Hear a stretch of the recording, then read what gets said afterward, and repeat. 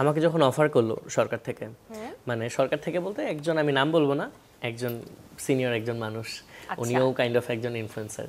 তো উনি আসলেন চা খাওয়ার কথা বলে, বিশাল মাইক্রো নিয়ে আসলেন, এসে হচ্ছে আমাকে বের করলেন। এবং আমি একটু সন্দেহ করতেছিলাম যে কিছু একটা ফিশি হইতে পারে, রাত 12টার পরে মাইক্রো টাইক্রো নিয়ে চা খাইতে আসা, তাও যে আগে জীবনে একসাথে চা খাওয়া হয় নাই।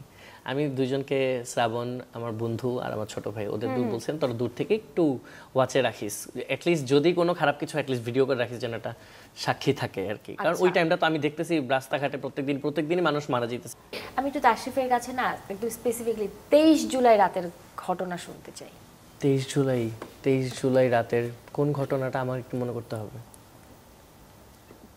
23 জুলাই রাতে কোনো ঘটনা ঘটেছিল কি জীবনে? এক্স্যাক্টলি 23 জুলাই রাতে কিনা ওই যে আমার ব্যান্ডের একজনকে যে মারা হয়েছে ওই ঘটনাটা, এক্স্যাক্টলি তারিখটা আমার মনে নেই। আমাকে যখন অফার করে, মানে আমি বললাম না যে আমার তারিখ, আমিও কোথাও দেখেছি দেখি বললাম, আমি ঘটনাটা জানি। ওইটা হ্যাঁ, যদি সম্ভবত 23 জুলাই হতে পারে, 22 জুলাই হতে পারে, ঠিক এক্স্যাক্ট তারিখটা মনে নেই। কিন্তু আমাকে যখন অফার করলো সরকার থেকে, মানে সরকার থেকে বলতে একজন, আমি নাম বলবো না, একজন সিনিয়র একজন মানুষ, উনিও কাইন্ড অফ একজন ইনফ্লুয়েন্সার।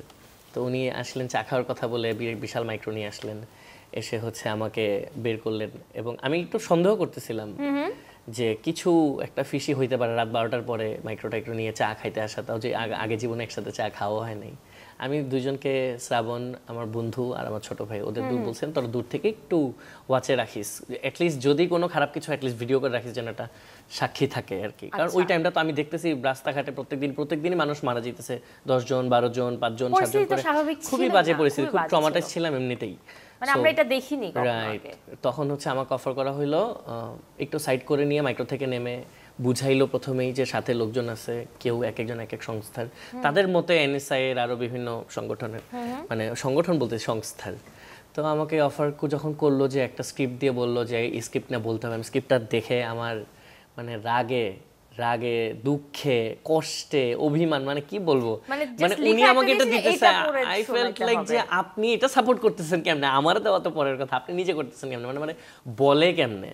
তো আমি একটু সাইড করে ওনারা নিয়ে বললাম যে ভাইয়া এটা তো অনেক বড় বেইমানি হয়ে যাবে, কারণ যে ছাত্ররা আমাদেরকে বানাইছে, আমি তাশরিফ খান যতটুকুই হয়েছি, এটা হয়েছি কাদের কারণে, বা ও পূর্ণি বা আপনি যে জায়গায় আছেন কাদের মাধ্যমে, অডিয়েন্সের মাধ্যমে, তো এই মানুষজন মারা যেতেছে, এদের রক্তের সাথে বেইমানি কেমনে করবো।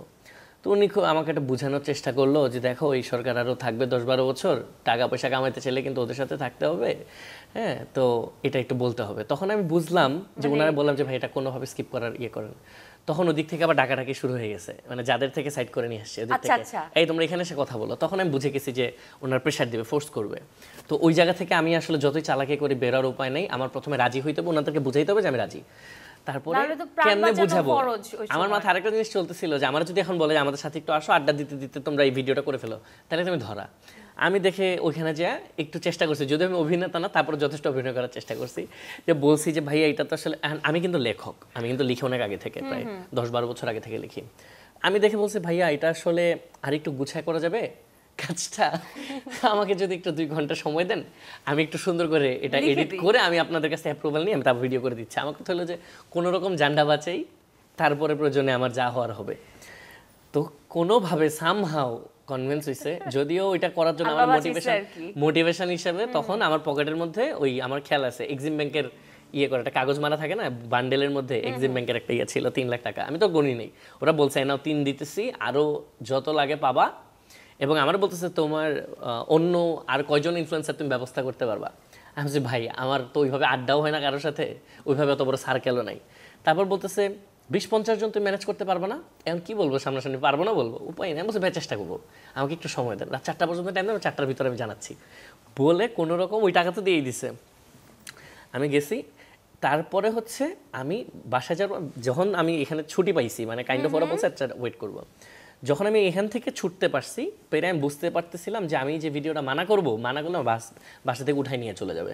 তখন আমার একটা ম্যানেজার আছে, হচ্ছে আইমান সাবিত।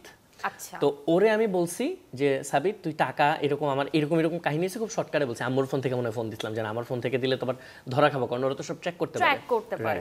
তো আম্মুর ফোন থেকে দিয়ে বললাম যে তুই হচ্ছে এটা নিয়ে যাবি কালকে। ও তো ভয় পেতেছে শুই না, ও বলে ভাই আমি নিয়ে গেলে তো আমারে ধরবে। আমি বলছি তুই তোর ভিডিও বানাস না, তোরে ধরবে না, তোরে দিয়ে বড় জোর অন্য আরো 10 জনের চেষ্টা করে তুই ছুটতে পারবি, তুই আমার এই উপকারে। তখন সে আমার প্রশ্ন করছে যে ভাই টাকাটা ফেরত দিবেন কেন? আমি বলছি শোন, এমনিতে যদি পালাই, এই পালানো হলে একরকম, ওরা ভাবতে পারে তাসিফ ভীতু, তাসিফ পালাই গেছে, loser, what ever it is, রাগ একটু কম করবে। এদের টাকা যদি আমি খায়া তারপরে পালাই তাইলে সর্বনাশ হয়ে যাবে। তখন চিন্তা করবো যে 3 লাখ টাকা মাইরা দিয়ে পালাই গেছে, এই জন্য ওইটা ফেরত দিয়ে আমি ওই দিন পালাই গেলাম। ওই তো ওইটা ছিল ওইটা। ও অ্যাট দ্যাট টাইম যখন আমাকে অফার করতেছে টাকাটা, ওই সময় হচ্ছে আমার ব্যান্ডমেট হচ্ছে আমাকে কল দিছে, নাম হচ্ছে শান্ত, আমার ড্রামার। ওরে হচ্ছে বেধরক পিটানো পিটাইছে, এবং যখন ওরে বেধরক পিটানো পিটাইছে ও আমার কল দিছে যে আমারে প্রচুর মারছে, আমার একটু বাঁচাও। মানে ওরে মাইরা ছাড়তেছে না এমন একটা সিচুয়েশন। তো আমাকে কিন্তু ওই সিনিয়র ইনফ্লুয়েন্সার সাহেব কি বলছে যে এটা এনএসআই, তার মানে কি ওই একটা সরকারি সংস্থার লোক। আমি তখন ওদেরকে বললাম যে ভাই আপনাদের তো সাথে গাড়ি আছে, এর বাসার দূরে না, মিরপুরের শেরাপাড়ার দিকে, আপনি একটু চলেন, ওরা আমার মানে মারতেছে। আমার কাঁধের মধ্যে হাত রেখে একটু একটু টিটকারি টাইপের আর কি, আরে ব্রো এগুলো ব্যাপার না, তুমি এটা স্কিপটা করো, এটা গুছাই দিও, এটা কোনো সমস্যা নাই, ওর কিছু হবে না, আমি দেখতেছি। তখন আমার কাছে কেন জানি মনে হয়েছে যে সম্ভবত ওর মারাটা একদম খুবই প্ল্যান্ড ছিল, যেন আমার এই দিক দিয়ে রাজি করায় ফেলতে পারে, মানে বোঝানোর ভালোভাবে হোক, জন্য টাকা দিয়ে আসলে। হোক, ভয় দেখায় হোক, কোনোভাবে আমার রাজি করাইতে পারে। একদম। আর তবে সে সময় দারুণ বুদ্ধিমত্তার পরিচয় দিয়েছে। উপায় ছিল না তোমরা আমার, আমি সবাই শিওর আসলে। আমার আল্লাহ বাঁচাইছে, কারণ আমি তো অভিনেতা না ওই টাইমে। যে আমি যে আমরা ওকে অভিনয়েও দেখতে চাই তাহলে, কি বলে পূর্ণি? মানে ওই টাইমে আমি কি করছি আমি জানি না, আমার মাথায় ছিল এখান থেকে ছুটতে হবে, what ever the situation is, আমার এখান থেকে ছুটতে হবে।